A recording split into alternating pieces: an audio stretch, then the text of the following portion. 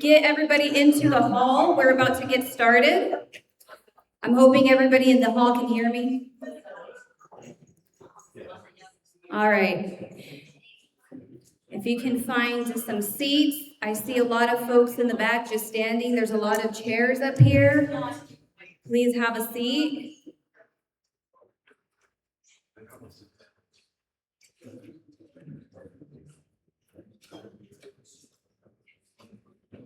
Thank you all for joining us this evening. I'm going to go ahead and introduce our board president, Mark Becker, and we're going to start tonight with a prayer.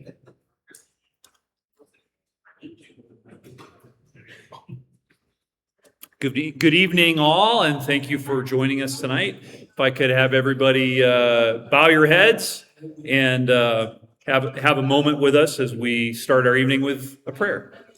Lord God, we come together tonight. We're grateful for coming together tonight at this gathering. We are with our neighbors, our friends, and those of us that have a stake in this great state. We're grateful for the opportunity to be able to meet here in this fashion. We're grateful for the opportunity to be able to listen to Gregg tonight as well and have him share his thoughts with us. Please grant wisdom to all of those that seek to lead and those that do lead, and grant the wisdom for them to make the right decisions, and for those of us that have a big decision coming in the upcoming weeks to make the right decision. We ask that you bless all of the small business owners in the state, and those of us that are in the automotive industry who depend upon that industry, the families that depend on our industry and small businesses, to not only get to work and get to their home, but also for their income.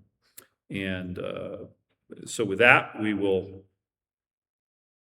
listen this evening. And again, thank you, Lord, for all that you provide, and amen. Amen.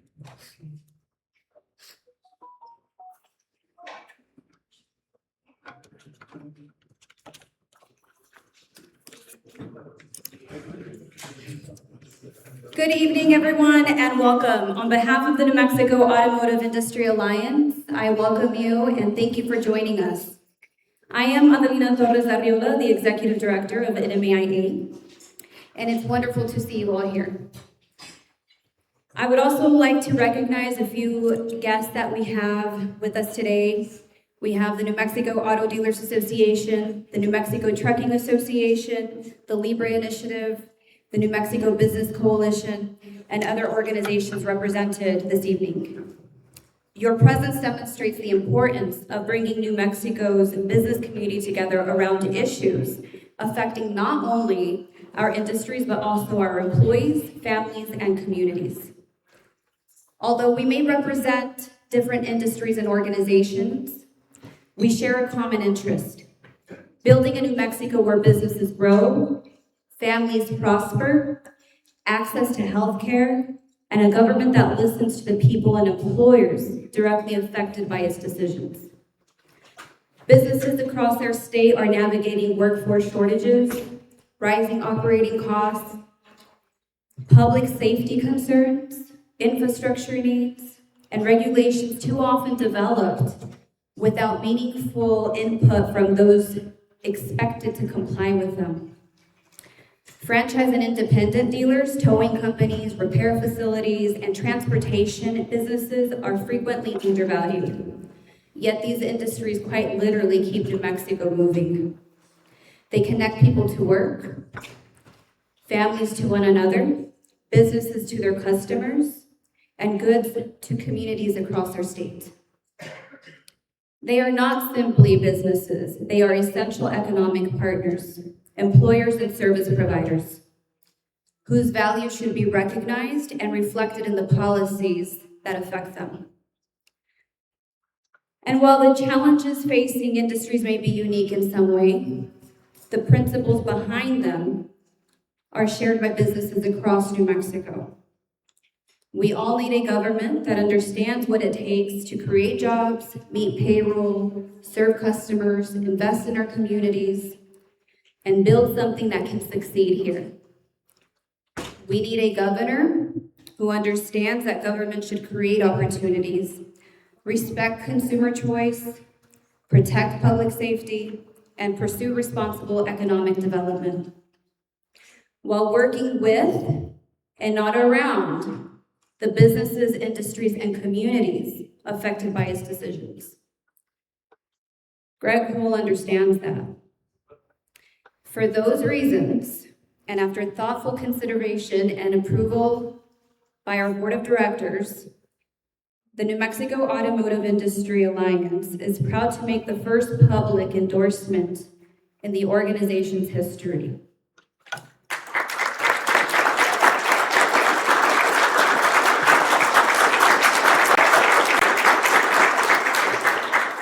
We are proud to endorse Gregg Hull for Governor of New Mexico. This endorsement is NMAIA's decision, and we respect the independence of every member, guest, and organization joining us here tonight. We sincerely appreciate your willingness to participate in this important conversation. We also have a registration table out there for voter registration. If you are not a registered voter, please get yourself registered. Tonight is an opportunity to hear directly from Gregg, learn more about his vision for our state, and ask questions about issues affecting our businesses and communities. Please join me in the candidate that we believe our automotive industry and our state deserve to have as our next governor, Gregg Hull.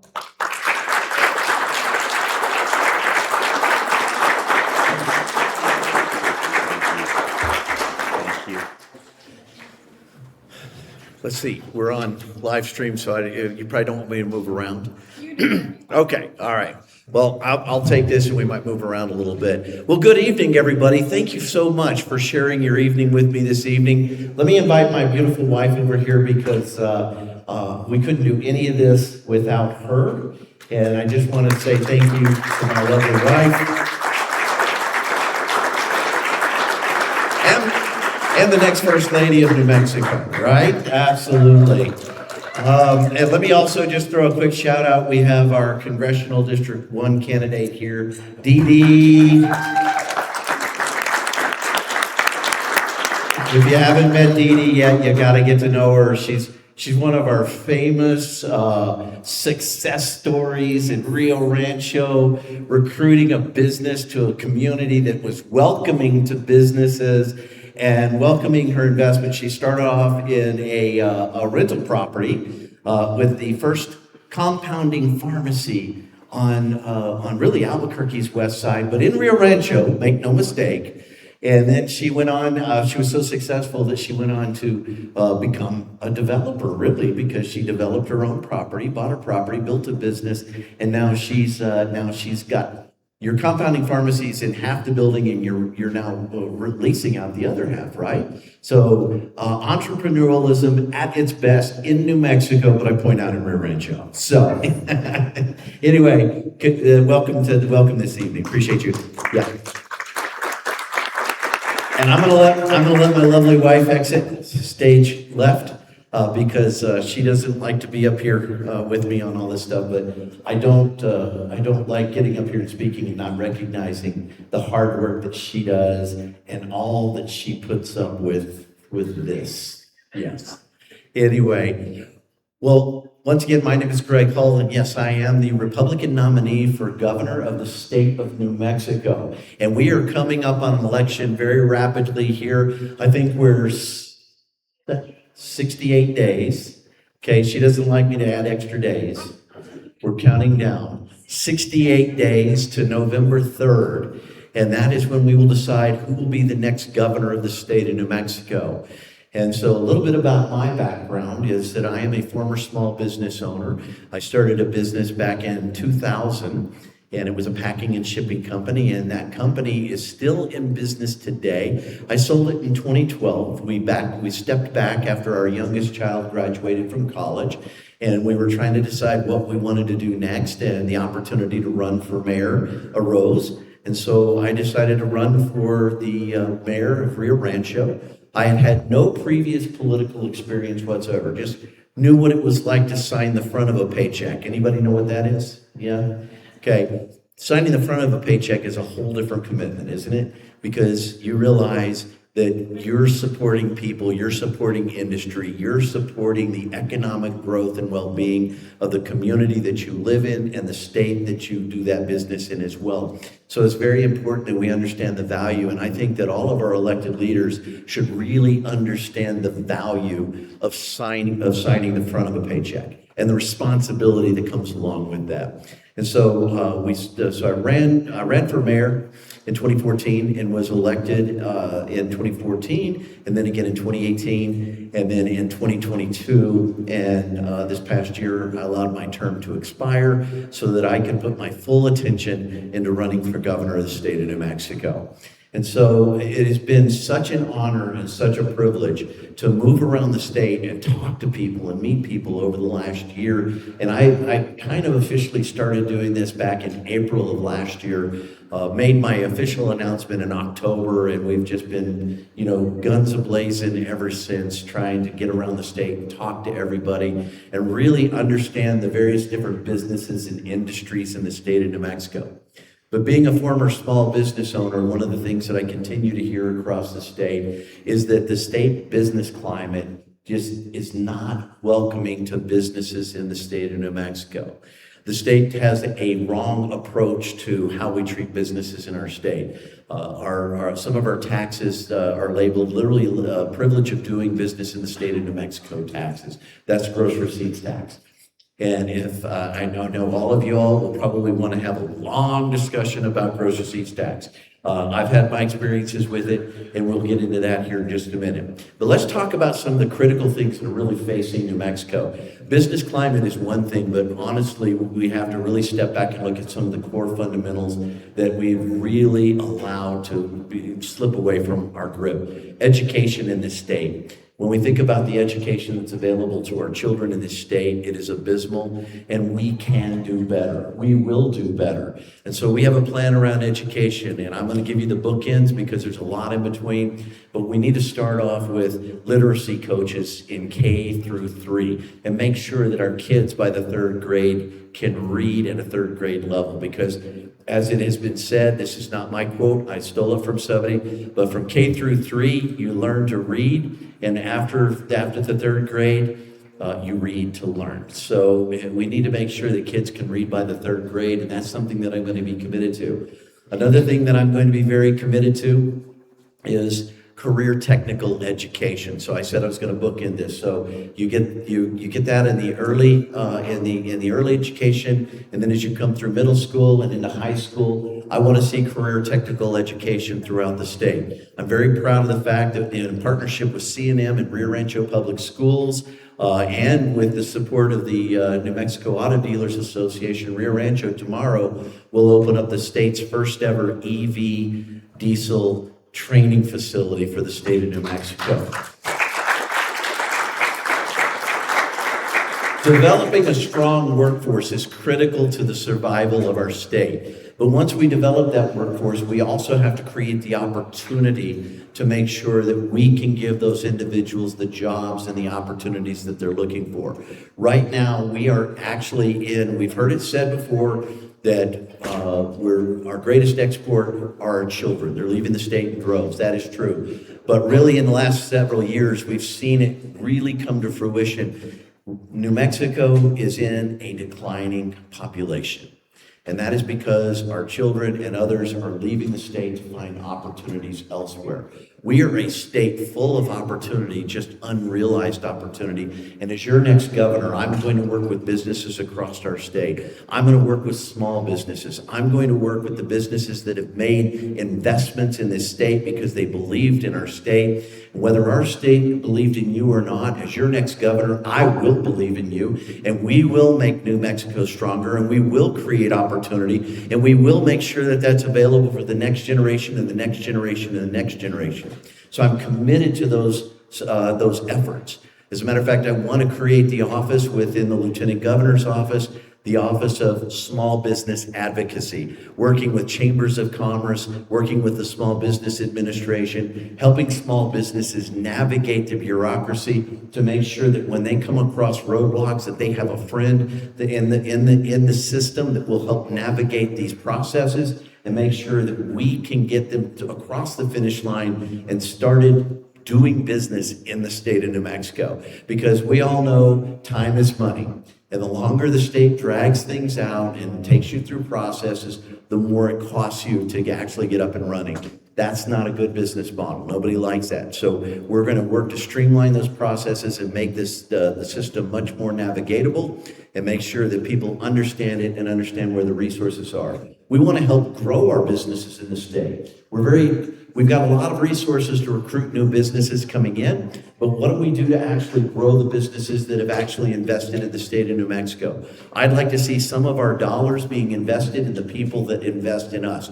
You pay the taxes that are taken by the state, the taxes that are used to recruit other businesses to come into the state. Those same tax dollars should be used to help promote a healthy business in New Mexico, help your business grow, add employees. Simple math. If you get 3,000 businesses to add 3 jobs, you've got 9,000 new jobs in the state of New Mexico. That's 9,000 more people contributing to the economy.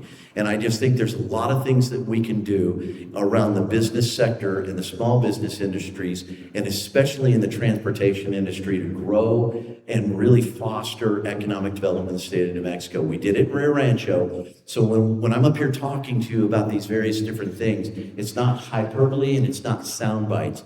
I've got the actual experience of pulling these things together and making them work in the state of New Mexico.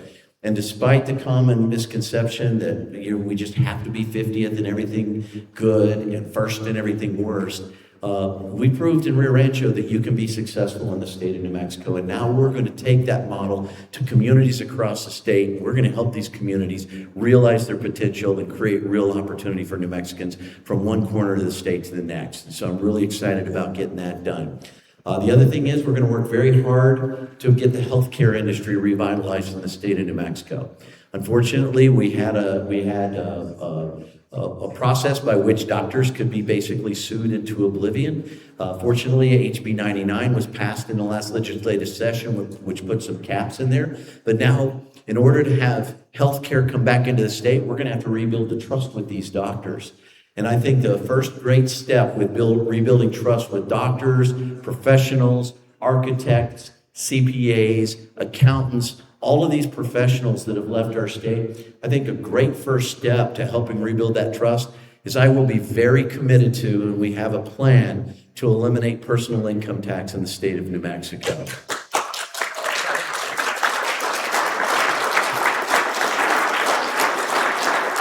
We just received a report that the oil and gas industry is going to generate an unprecedented $1 billion in additional revenue. We can use this money to bridge the gap. And it's not going to be, my plan is not instant, it's not immediate, it's a 4-year phase out because we don't want to create a shock to the system and we don't want to disrupt existing services. And despite my critics, we're not looking to raise taxes anywhere else. We're looking to put $2.5 billion back in the pockets of New Mexicans that know best how to manage their money, where they want to spend it, when they want to spend it, and what they want to spend it on. I think that as New Mexico citizens, the government should start trusting us with our own money. Anybody agree with that?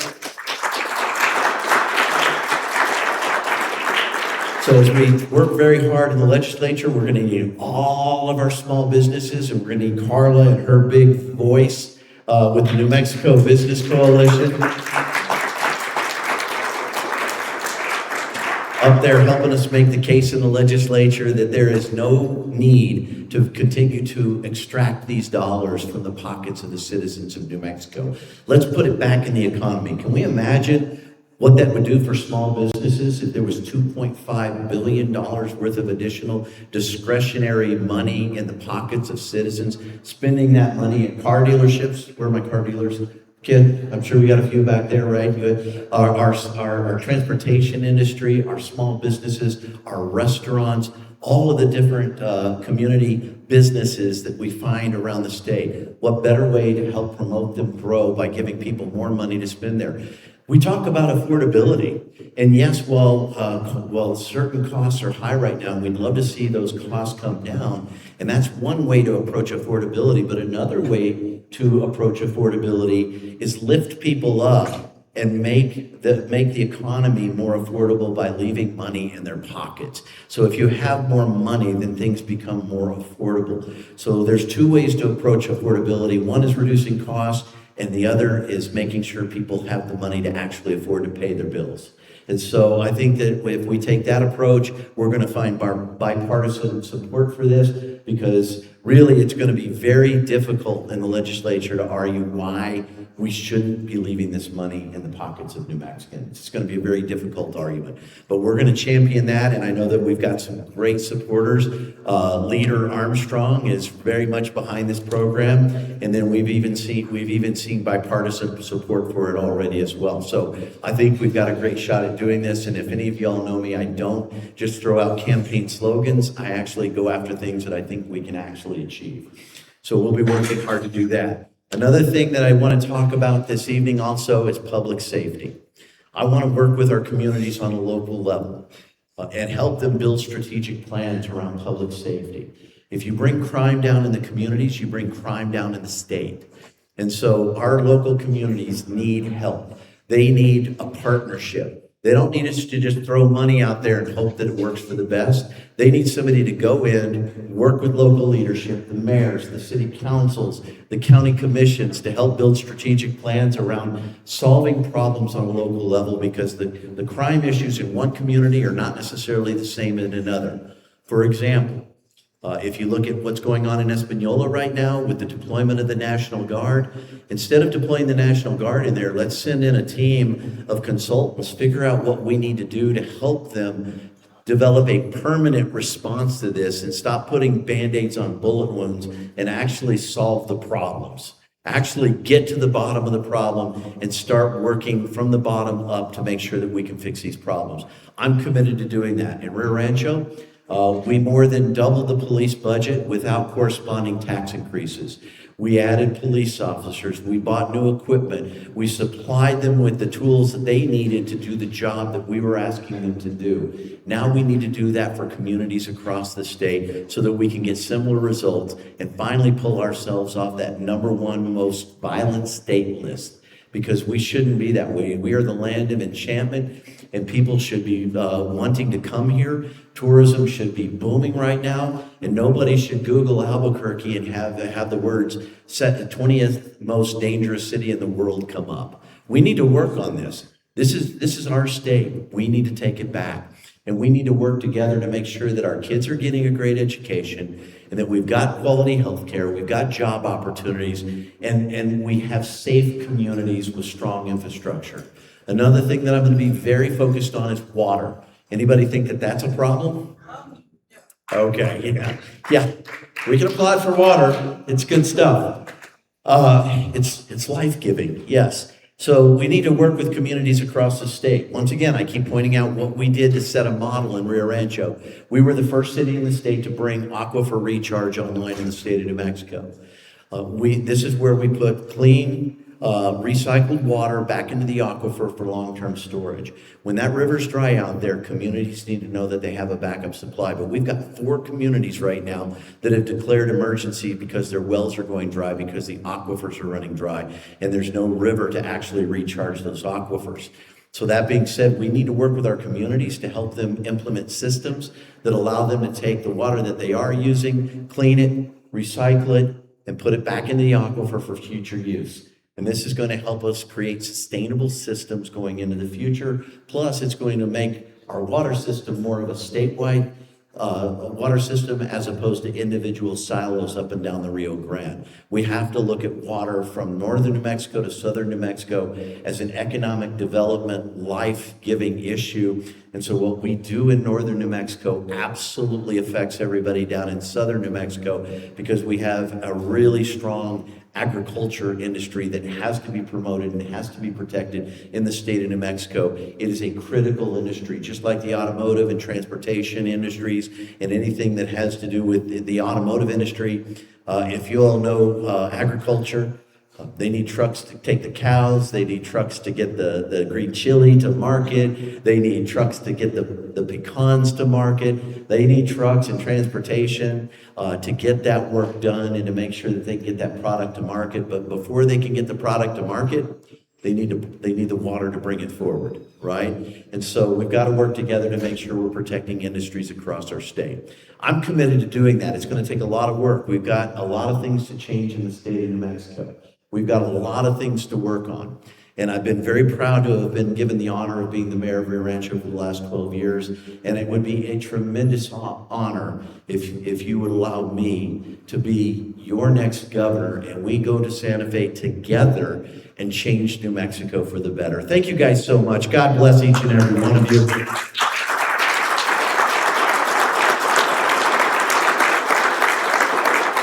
And I know I hit the high level stuff, but I'll be happy to field some questions. I never have a problem taking questions. Yes, sir. What's your position on nuclear power, specifically small modular reactors? Oh, you know what? You're throwing me softballs. I don't know why I didn't bring that up. Anyway, so yes, power generation is going to be critical to economic development. All of these things roll back to economic development, whether it's healthcare, workforce development, infrastructure, water, and energy. Energy is something we're going to have to look at. Now, I was glad that we did a groundbreaking on Pacific Fusion the other day, but the reality is we've got research going on here in the state around SMRs, small modular reactors, that I believe that we need to allow some of that testing and some of that research development to happen right here in the state of New Mexico. Now, we're developing some of it, but we can't test it here. So we need to look at ways that we can do that, because I believe that SMRs will be a solution, a long-term solution to the energy needs of New Mexico. As I've said in all of my policy documents, I am a all-in, all-energy type of person, right? I want to look at everything. I want to look at oil and gas. I want to foster that. Wind and energy, wind and solar where it's appropriate.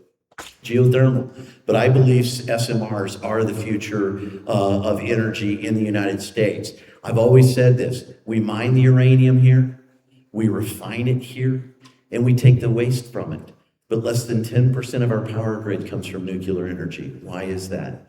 It doesn't make any sense to me. So we need to look at that. We need to do it responsibly, and I believe that it is a solution to the energy needs of New Mexico, and that we can be the energy leader, not just in the United States, but globally. So I see a big vision for that, and I'm very supportive. So thank you for that question. I hope I answered it. Yes, sir. Mr. Mayor, I think it would really help get you elected if we could arrange to have you and the other candidate for Democrat come together and have a debate. Yes. I'm wondering why that hasn't happened. I see there's one event where she is not going to at the last minute. But I think we really, all of us here, love what you're saying, what you stand for. You would represent us. I'd love to see a job interview between the two of you. Yes, and I am committed to doing that. As a matter of fact, after the primary, there were 5 invitations for debates. We accepted all 5. And we've said we will debate anytime, any place. It's not an issue for us. And so we're willing to do it. It's my understanding we're going to have a debate in October. The date has not been set yet. But as that comes forward, I would love to have the debate, even forums where we just sit down side by side and answer the same question. We did have one of these the other day in front of the CRETA, the CRETA organization, and there's about 600 people there. And I would love the opportunity to do that several more times, just to kind of compare our answers and understand our different policy positions as it pertains to economic development, healthcare, job creation, oil and gas industry, the energy industry in the state of New Mexico, and also making sure that we're meeting a lot of the various different housing needs across the state as well. So there's a lot of issues that I think that we need an open discussion on, and we need to have time to articulate our answers so that we can really make our positions known, and not just what our position is, but what is our actual solution? What are our ideas to actually bring these visions to fruition, right? How are we actually going to implement these things and do the things that we're talking about? We need substance, not sound bites. And so I'm committed to having those discussions whenever they're available. And so thank you for asking that question, but I can only volunteer myself to do it. I can't volunteer other people to do it. Yes. Hello, Governor Hull. Hello. Hi, my name is Christy Martinez. I'm with the Libre Initiative. Yes. My question to you is, at the end of your first 4 years as governor, what 3 measurable outcomes should New Mexicans use to determine whether the administration has actually done what New Mexicans need? Create affordability and just make us a little bit more prosperous in our state. Absolutely. Well, one measure is that you're not paying income tax anymore. So that would be a great measure, number one, because that would mean a lot of people have a lot more money back in their pockets and that it's circulating around the New Mexico economy. That would be a tremendous one when you talk about affordability. But let me talk about the real metrics that I'm going to be looking for. I'm going to be looking for the fact that we actually have more, a substantially amount of more third graders that actually can read at a third grade level. That's got to be a non-starter. Another big issue that I'm going to use as a successful metrics is that we don't have children dying in custody of CYFD, is that we actually have a system that protects our children and we're not pushing them across the border in the middle of the night, an international border in the middle of the night. So we're going to need strong reforms in CYFD and making sure that we're making progress there. And then the other area that I'm going to be very focused on that I think is a metric that we have to look at is, have we turned around or stopped the decline in population in our state? Because if we have a declining population, we have a declining workforce, we have a declining opportunity to reinvest in ourselves. And affordability doesn't happen in a declining population. Costs just go up. And I've said this time and time again, when you think about if you have 10 people sharing the cost of an item and then one is no longer sharing that cost, the cost of the remaining 9 goes up. And if those costs are continuing to escalate, then those costs continue to get stacked. So we've got to turn that declining population around, and that means that there's a lot of things that have to happen to do that. Number one, we have to show ourselves business friendly and that we're going to invite industry into the state. We're going to do it responsibly. We're going to do it in recognition of the resources that we have available, and we're going to do it in partnership so that we develop resources and develop opportunity for New Mexicans. So I think those are some critical things there. A lot of that's going to come alongside public safety. A lot of that's going to come along with the idea that we've turned around the shedding or the loss of all of our doctors and healthcare professionals. So we've got to rebuild that trust and bring them back into the state. So all of those things are factors that actually come into this larger thing, this larger number, this larger metric of stopping and turning around the declining population in the state of New Mexico. And I think all of that plays into that. So that's a big number that collects a lot of information to make that happen. But it's going to take a lot of us working together to make sure that that happens. Not one person's going to be able to turn that around. We're going to need legislative support, but most importantly, we're going to need the businesses in the state of New Mexico to stand up and say, we're here, we've invested here, this is our state too. Our voices need to be heard because we are creating the economy that is New Mexico. Our small businesses account for the bulk of all of the business in the state of New Mexico. We need to make sure that we're fostering that and growing it. When I was a small business owner after the market collapse in 2008, the subprime market collapse, I was one business that actually survived. And there was a lot of businesses that closed down. There were many businesses that survived, but I was one of the survivors in that collapse. And the reward I got from the state, instead of saying, congratulations, what can we do to help you, is, hey, we're going to audit you and find out why you survived. You know, when we went through the pandemic and we got federal funds, the ARPA dollars, you know what I did with those dollars?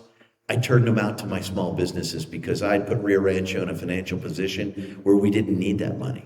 So we were able to put it back out to the citizens in our community and give it out in grants to our small businesses to help them survive something that none of us ever thought was going to happen, that we would have the entire state shut down and our economy put in lockdown, and watching our small businesses wither on the vine with no help from the government. So for us, we did what we could with what we had. We partnered with Sandoval County and put that money back out in grants to our small businesses to try to help them weather that storm. So when you ask what are those metrics, I think the big one is, have we stopped the declining population, and have we actually started bringing our kids home? Let's see. I'll come back to you because you've had one question, so we'll get a couple more and then we'll circle back around. Yes? We have a very strange paradox in this state, whereas the sovereign fund here, several billion dollars, makes us one of the wealthiest states in the country, and it just sits there collecting interest and dust, and it just doesn't make any sense. Correct. And so with that sovereign fund, I believe that we really need to talk to the legislature about, making some investments in the long-term future of New Mexico. For example, when I talk about the water infrastructure that I'd like to see us invest in, making those investments from the permanent fund would be one step that I would talk about, because if they call it a rainy day fund. Well, it's not raining. We know that. We're in a drought. And so what we have to do is really create and protect our own resources. And that comes from actually looking for new sources of water. So developing out desal is something that needs to happen. And we've seen some great advancements, some great technologies in desal. We've seen some great advancements in technology in cleaning up produced water and making it usable for industrial uses. So I think there's a lot of opportunity around that to do that investment. But I will say this as well. I think our legislature needs to look at, and I want to work with the State Investment Committee on this as well, but I think we need to look at, last year, the legislature approved going out to the bond market for $1.5 billion in bonding for road projects across the state. Now, we've got a $12 billion problem, I think, across the state, so $1.5 billion really doesn't scratch the surface of what we needed. But we put that in the bond market, and I've always questioned, if we have a $74 billion sovereign fund, why aren't we borrowing the money from ourselves, leveraging those dollars, paying ourselves back, earning the interest and taking the principal back into the fund so that there's no damage to the fund? We still have a long-term legacy fund, but we've gained interest and brand new infrastructure for the state of New Mexico, which when we're investing in infrastructure, one thing we proved in Rio Rancho, when we started investing in infrastructure, businesses started investing in Rio Rancho. And that's why we saw between $6 and $7 billion worth of private investment in that city in the last 12 years. So, and if you drive up there right now, it hasn't slowed down. Buildings are going up all over the city. Roads are being repaved. Water lines are being replaced. When you're making those investments, people are going to make those investments with you. So I agree with you there. We have to look at that. And we've heard it said we're not a poor state, but we've got this really weird way of keeping people in poverty. Okay, and so we've got to learn. We've got to work on lifting people up out of poverty and not keeping them there. And I think that it's time to invest those dollars back into the citizens that they're there to benefit, and making sure that we're creating those opportunities to take our state forward. Let's see, back over here. Yes. You mentioned the economic effects of the lockdowns. So, as a former business owner, as you mentioned, you killed a lot of small businesses. If someone decides to do that again, whether at the national or the international level, what will you do to resist any such things? So right now, what I would do is there needs to be alterations clearly to what was used in this shutdown was the public health order. And I would like to repeal a lot of the powers in that public health order and make sure that if there is a shutdown, that the legislature is directly involved in those decisions and that it's debated on a regular basis. But myself personally, I wouldn't support it because we saw the damage that it's done, and we're starting to now realize the damage that was caused when we thought we were saving things. And a lot of us didn't agree with this. but we thought we were saving things, but we were actually creating some long-term damage, and now we're really seeing it in the education system. So what I'd like to do is make corrections to the public health order so that it can't happen in the future with any governor in the future. So that way we can protect our businesses and really evaluate in the event of a real, a public health emergency. You still need certain protections there, but in this particular case, I think it was used in the absolute wrong way. Yes. Okay, it's a pleasure to see you working. And here's my question, because you travel the state, all kinds of places, good places, bad places. What I'd like to ask is, would you give us a sample of one of your biggest disappointments? And then another one of what made you the happiest that day? Okay, so, wow, disappointments. Let me come back to that one. I got to tell you, driving around the state, it's been an incredibly great experience. Just driving on roads I never drove on before. I've been in the state for 40 years and discovered new roads. So I tell everybody now, especially in the transportation industry, go find all those roads in New Mexico because there's some beautiful roads out there. So I encourage you to get out more, and I kind of, stay in my home territory, right? You don't get out enough, but I've seen some really great things all over the state of New Mexico. I think the biggest disappointment is, as I've traveled the state, is the general feel, the lack of optimism in the state of New Mexico. It's very disconcerting, and it's disappointing that people in this state are just not optimistic about our future. And so I would say that when you talk to folks and they're very concerned about how they're going to make ends meet and how they're going to have opportunities for their kids, there's just a real lack of optimism. So I think that would probably fall under one of the biggest disappointments, is that I think in a state like ours, optimism should abound and people should be excited about being here each and every day. One of the things with the optimism that you just spoke of is you want to give a perception to people that things are going to get better. Yes. But yet when they look around, you go on Central and you see the homeless population, you see that area, you see these poor dealerships that are having to deal with what happens on their lots and having people trying to even get into their lots. Right. Because of the homeless problem that exists out there. Are there any plans for that? Yes, absolutely. So we want to work directly with our communities to bring about, once again, I'm going to come back to always saying strategic planning, because when you throw Jell-O at the wall and it doesn't stick, all you get is a stain, right? So you guys can use that one. Anyway, but we're going to have to really channel our efforts, channel our resource, and make sure that the dollars that we're spending are actually making a marketable results. Most of the communities that I've met with that are struggling with some of these issues, they want the help to solve this problem. They want the help there. And as a matter of fact, one of the major things that we have in this state right now that's being unutilized is the opioid settlement money that's come into the state. It's about $100 million, and only about 10 million of it's actually been deployed. So it's sitting in coffers throughout communities. And what communities want is they want a partnership to help them understand how it's best to use this money to affect the change or the recovery that this is targeted at. But it lacks a partnership, is that here's the money, you guys figure it out. Well, there's a lot of small communities that don't have the resources to actually put those systems in place. So I intend to go in there and work with them one-on-one to help figure these things out. For example, Rio Arriba County and Espanola collectively are sitting on about $6 million. And these settlement dollars are going to be coming in over the next 10 years. And they're very much directed at solving the opioid crisis. Well, what I'd like to do is use those dollars and see if we can pair those up with state and federal dollars that are also dealing with the fentanyl issue, and see what we can do, pair those up and come away with a holistic solution and really bring some strong reforms into our communities. Because really, you've got to start with some of the baseline problems that are feeding into homelessness.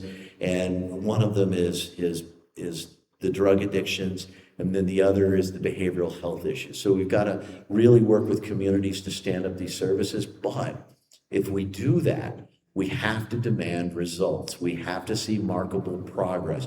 We have to see people actually coming out of these situations and resuming normal lives. So we want to work with them. We want to be compassionate, but at the same point in time, a lot of our communities just don't have the resources. Now, when it comes to Albuquerque, we want to work with Albuquerque any way we can, but honestly, you've got communities that have to take charge and take the lead on these. The state can't do it all.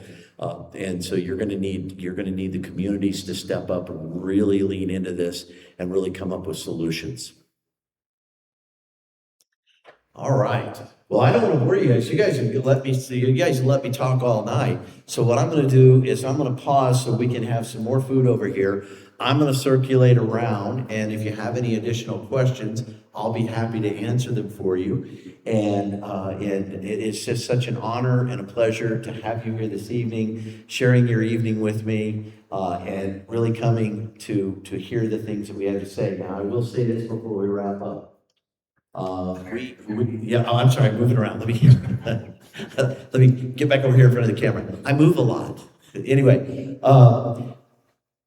we do need your support. We need your vote, obviously, but we also need financial support.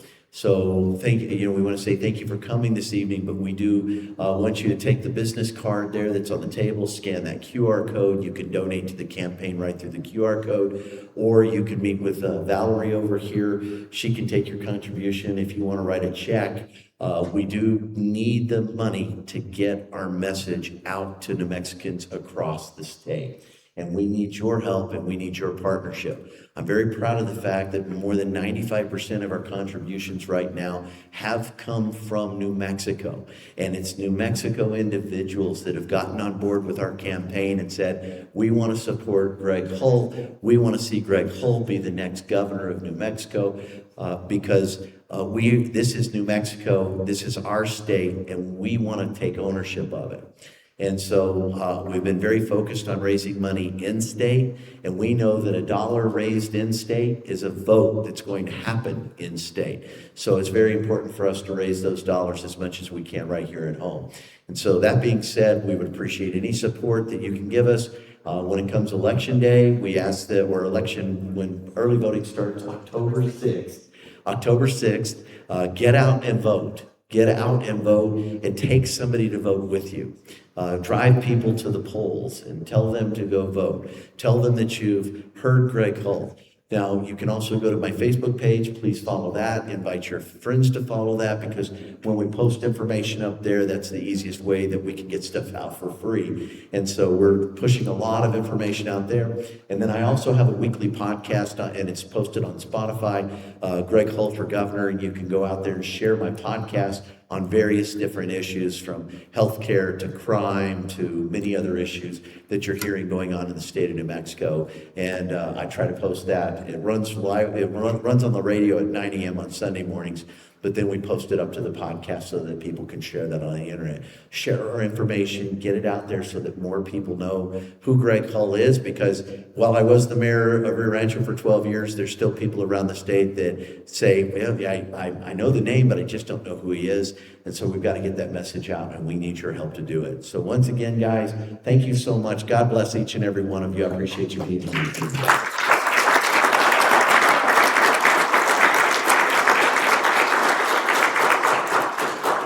A great segue that leads me to our next piece.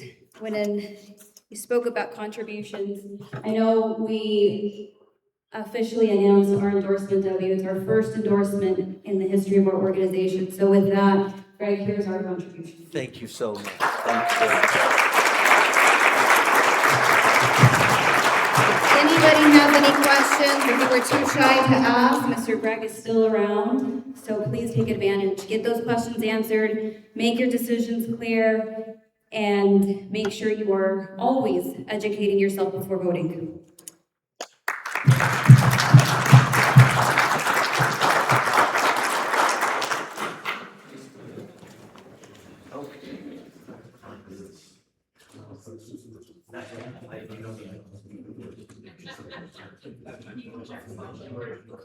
Well,